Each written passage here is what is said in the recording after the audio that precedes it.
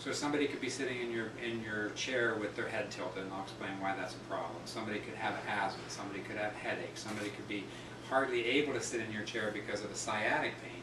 And all those things could be helped if they had the right referral. Because there's ways that we have to use our bodies to hold ourselves up, and there's ways we've been trained to exercise. But I've been in practice for 30 years. I opened the center 27 years ago as a place for people to grow, heal, and create positive change. And there's a lot of chiropractic techniques, but we have 3 elements of care. The first is balance, and the reason we start with balance is if the body's out of balance, it has to compensate. It's like driving your car, gets knocked out of alignment, you have to steer a little bit differently, but you're still going straight. But then that starts to produce strain through the system, causing pressure on nerves and tissue, abnormal movement, and premature wear and tear. So the body's response to that, because we're designed to be well and healthy, but we're programmed to survive. So the body's response to that is to lock joints and tighten muscles. So now you're in another phase of reactive physiology. And that's like you're going through the grocery store and the wheel locks on the cart. Now your wheel is locked, you're out of alignment, and you're still getting around the grocery store, but you're using a lot of resources that should be able to help you remember what the hell you were there to buy. And although those responses aren't desirable, they're handling the original problem, which was being out of balance. So the body sees them as normal. And chiropractic talks about the nervous system being the master system because it's aware of and regulating every other system in the body. But once this defense physiology clicks in, the normal mechanism of being able to rev up and relax to emergency gets corrupted. And that's why, in addition to helping people with their pain and inflammation problems, we also see great improvements in blood pressure, asthma, digestion, acid reflux, elimination problems, fatigue issues, and immune challenges, because those are all signs that the body's not able to respond to the environment. We then support those changes with these innovative techniques that's not about just cracking the tight spots, which got me into chiropractic. My allergies went away, sinuses drained, but it's about reading the body's responses to see what's next in the priority so that we can address what the next piece is the body needs and what the next piece is. And sometimes it's just making a connection through the nervous system, sometimes it's doing something to the body, or sometimes it's teaching people to do things on their own to reset the normal mechanisms. Because we integrate the changes with sort of strategies that are practical and easy so that your day-to-day life becomes your therapy.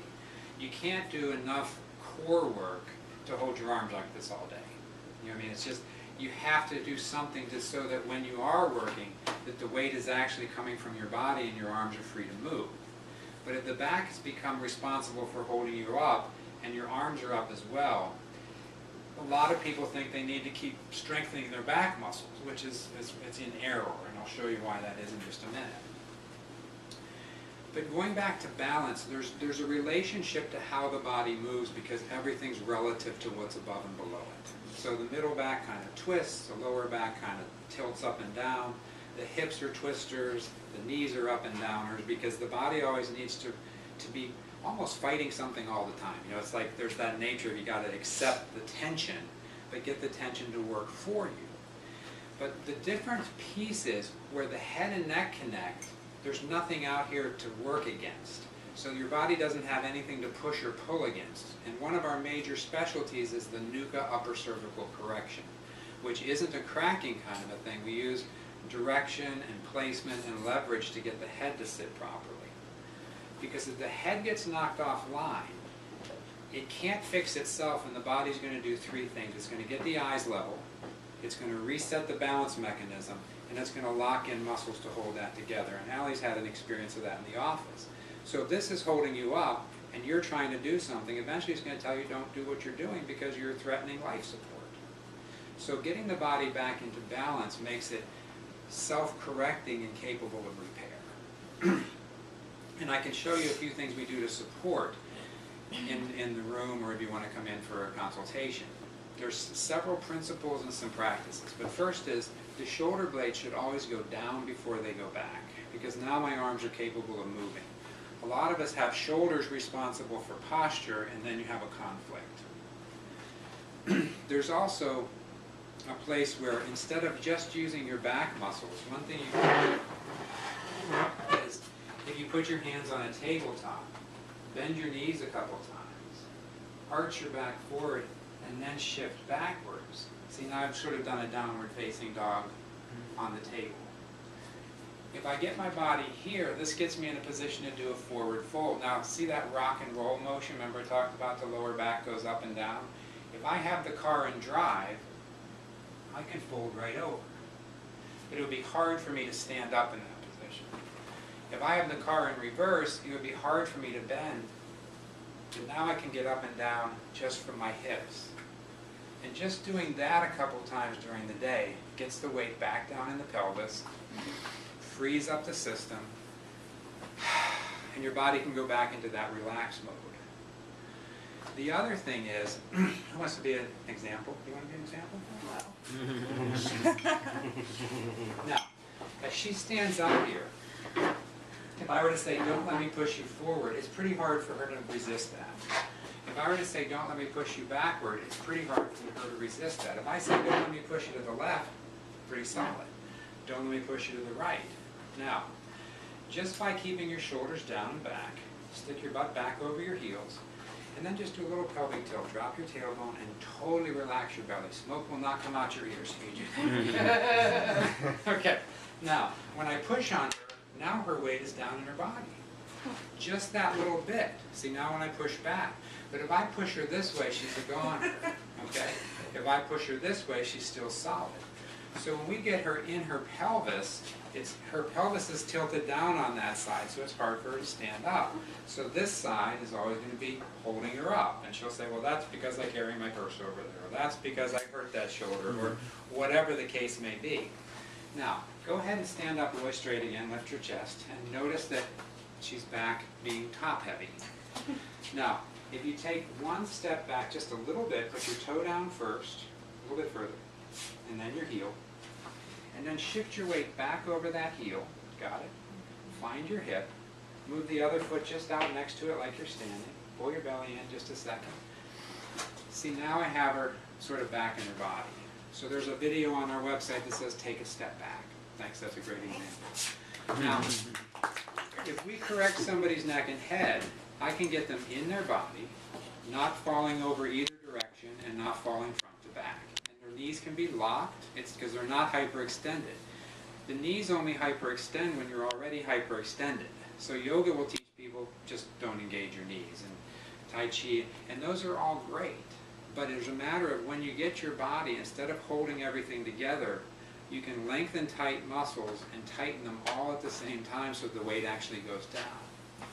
If we exaggerate that, take a step back, I can take a little bit more of a step back, put my weight over the heel, or go into a position like this, and instead of stretching up out of my body, shoulders down and back, hips shift backwards. I'm in that position now again where you could do a forward fold, and doing the opposite arm, opposite leg, this is called the walking pose. When you do this, the body will be very unstable at first until it pulls the muscles back in to support that kind of physiology. So the videos are coming on a regular basis. They're not polished, they're not finished. There's PDFs with some of them that will give you the explanations, but it's a way that you can resource yourself, because that little bit of a walking pose, 1 foot forward, 1 foot back, not the yoga leg, see that's stable. We're trying to get your hip pointing forward, the arm opposing that. That's a good start. Leaning forward, shifting back. See, now my leg is straight, the back is contracting as hard as the front, and when I stand back up again, there's no reason for me to go back up here. So all the Roman chair exercises, all the back exercises to get you to stand up straighter, as the back gets tighter, the front gets looser. And then we ferociously attack the front, and then the back gets loose, but that's not how you can work.